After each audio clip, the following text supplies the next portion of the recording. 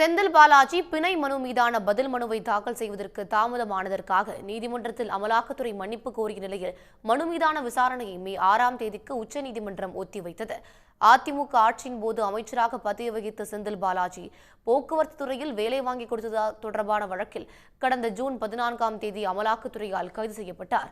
சுமார் 10 மாதங்களுக்கும் மேலாக சிறையில் உள்ள அவர் தனக்கு பிணை வழங்க கோரி தாக்கல் செய்த மனுக்களை கீழமை நீதிமன்றம், உயர்நீதிமன்றம் ஆகியவை தள்ளுபடி செய்தன.